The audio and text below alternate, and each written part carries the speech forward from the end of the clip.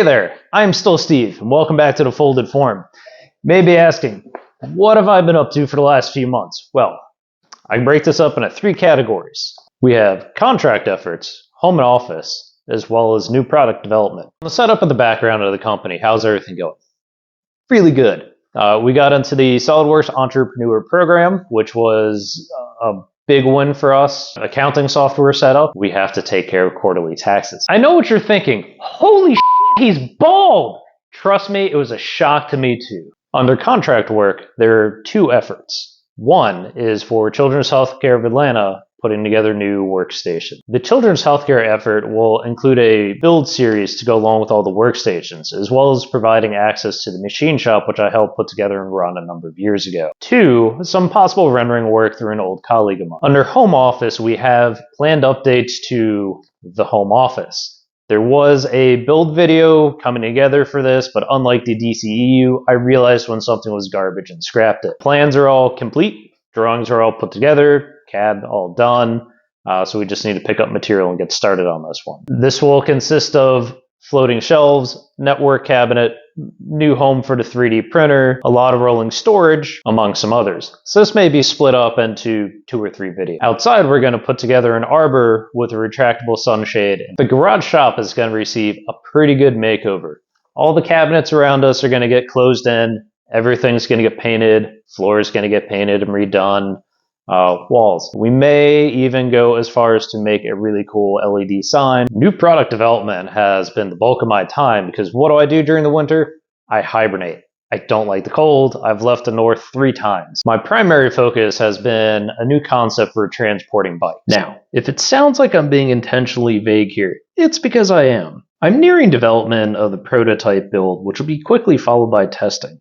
Not quite ready to spill the beans on exactly what it is I'm doing. This is an effort where patent would come in handy. However, a utility patent which would be applicable for this is cost prohibitive and a rant for its own day. Later on this year, I'll go through the effort of filing for a design patent.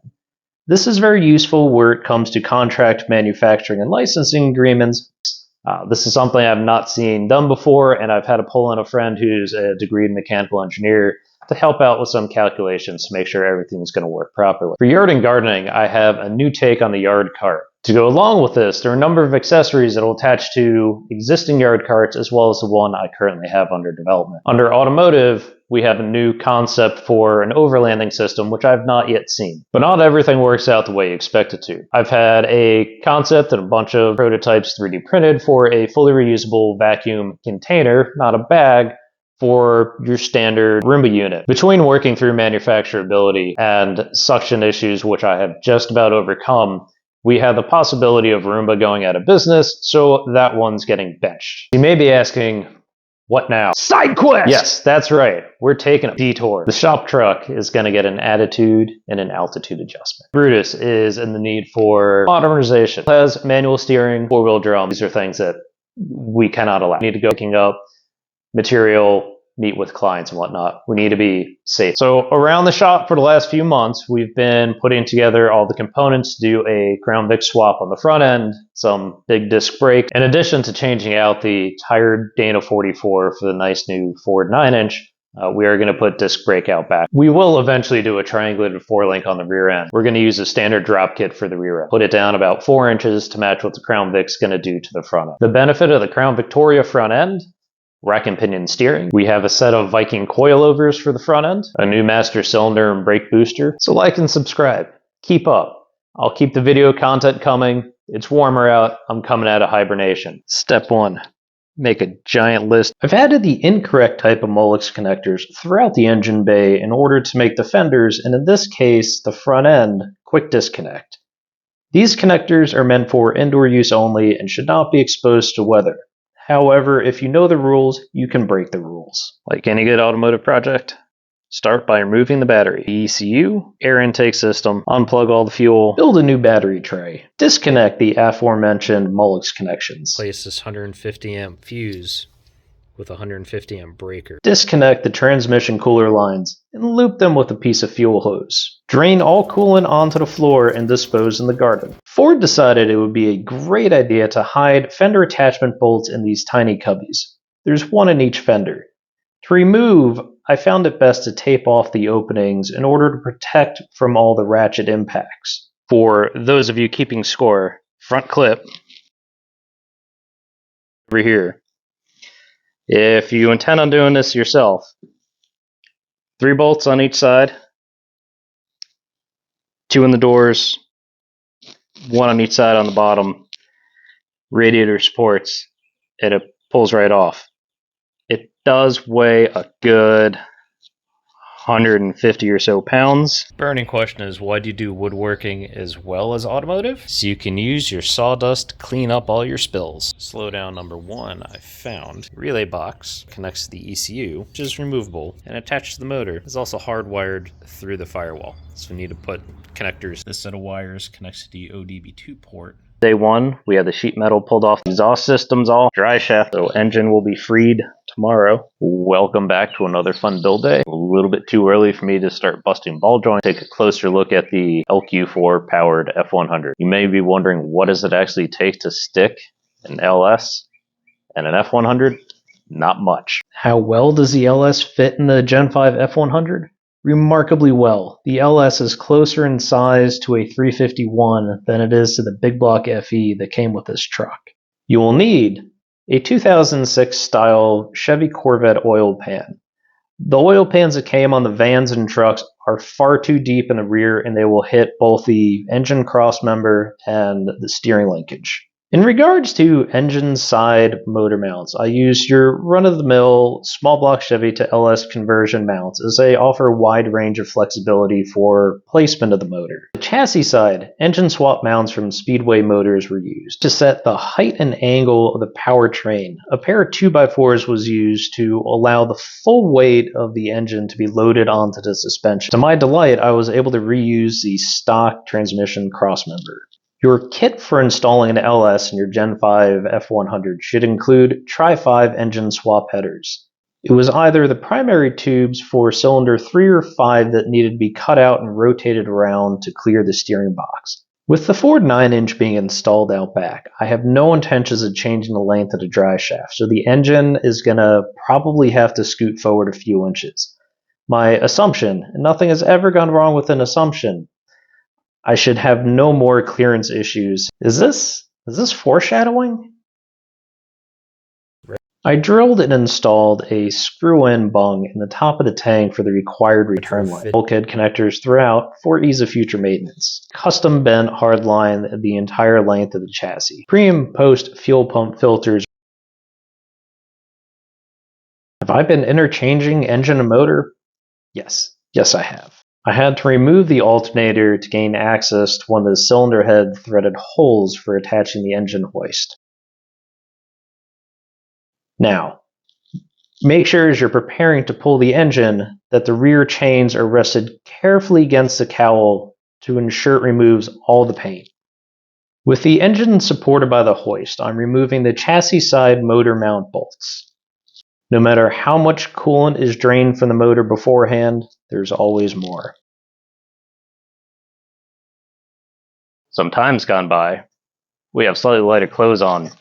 Motor's gone. A little bit of a bloodbath. Really should find that transmission plug. Next up is going to be harvest the existing welded in motor mount. Brake system's going to come out. We need to make mild modifications to the firewall, cutting out a section from here to here to allow shift linkage. Fuel lines, taking the front clip apart.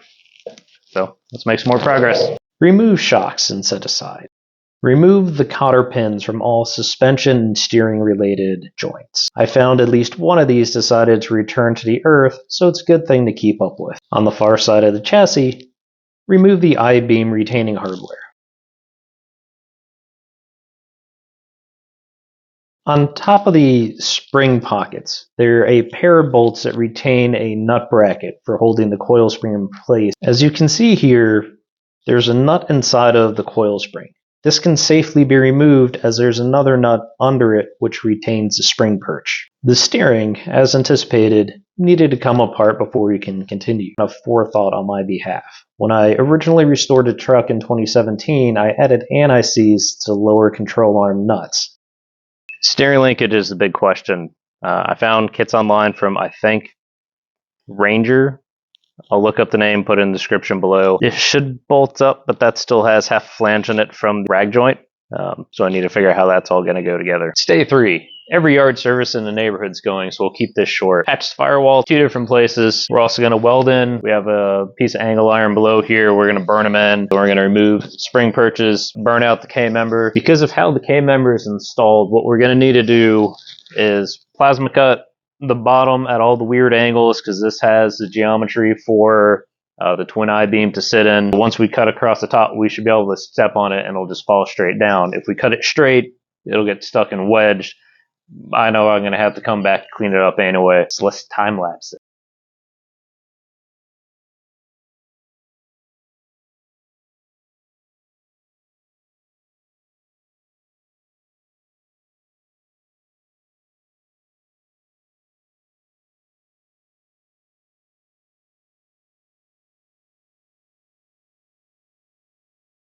In addition to all the rivets you're going to need to cut off, the factory installed 3 bolts on each side for temporary alignment of all these components. They'll need to be removed. As you can see here, I started to remove the rear control arm mounts. Don't do this. You'll want this cross member in place to help retain square of the chassis as we plasma cut out the forward section. After following all the instructions the internet's had to offer where it comes to removing this welded in cross member, the passenger side of the truck picked up nearly 2 inches. Luckily, I was able to correct this by lowering the jack stand on the passenger side and verifying across the length of the chassis on both sides that we've come back into true. To make sure these all fell in the right place, and so we keep relative square of everything, I 3D printed grill fixtures. Installing the frame boxes does use some level of estimation. I decided to pre-paint the inside of the frame boxes to reduce the risk of rusting over time. Some of this will need to be ground off for welding.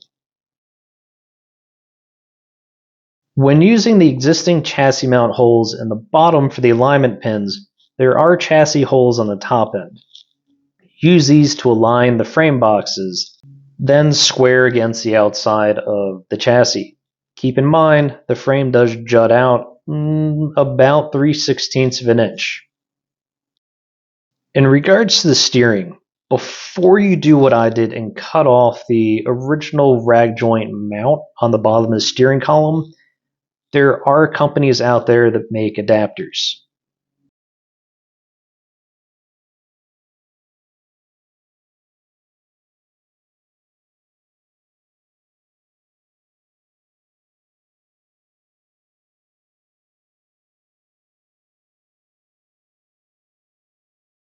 Welcome to day 4. Slightly more gray out, a little bit colder, but I'll cope. Got a lot done yesterday. Frame boxes all welded, chassis paint, we're looking really good. Let it set up overnight. Today we're going to assemble the entire front clip. I have a listing of all the torque specs which I can make available. Pick up the axles from local shop, bearings, studs, everything's pressed in. Recommendation from the local shop, pre-lube bearings. Let's get cracking. Using standard gear oil, load these up.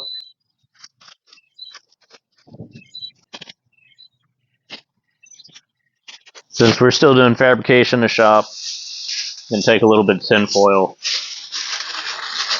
wrap it around here and try to keep some extra dust and debris out. This is the final installation of the Crown Vic K-member. I cannot stress how many times you want to measure. No one wants crabs. No one wants their truck to crab walk. Here I am measuring and measuring, measuring again, checking my measurements, measuring a few more times.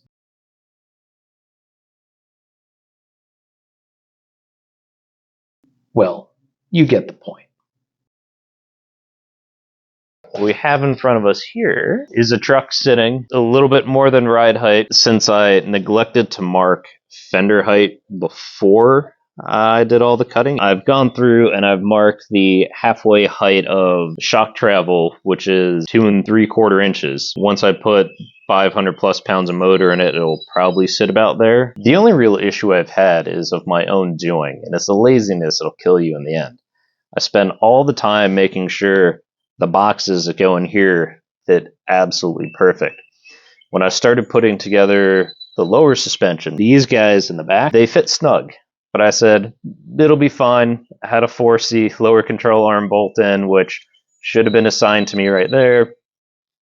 And after I welded, painted, and assembled everything, I realized the lower control arm camber slot, the bolt was jammed in the bottom of it. So probably still adjust camber with a hammer.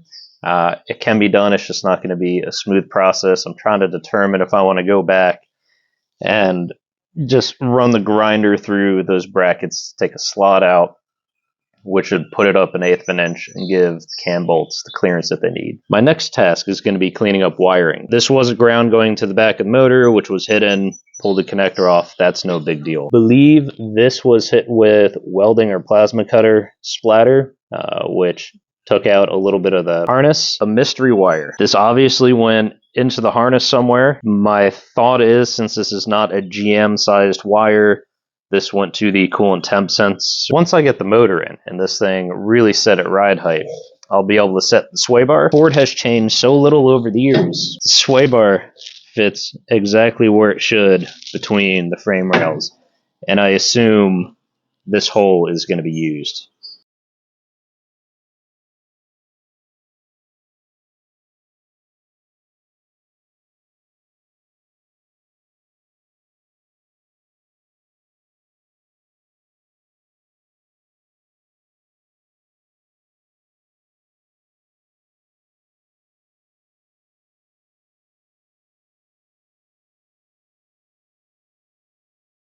The engine's back in the truck. This went about as smooth as I could expect.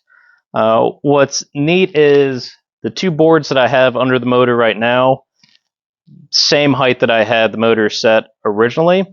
It's still mounted to the original cross member for the truck. I'm not going to build motor mounts yet till I get the back from its drop. That'll be coming up next. I'm finishing up for today. UPS was kind enough to drop off the power steering relocation kit along with the Saginaw unit. I was going to reuse the van's power steering unit that came with this, but I don't want the big clunky bracket, and I already have a relocation kit for the alternator, which is all wired in through the harness. This is going to be the end of first half this video. This is a wee bit more than a 3-day project, but it's come along really well.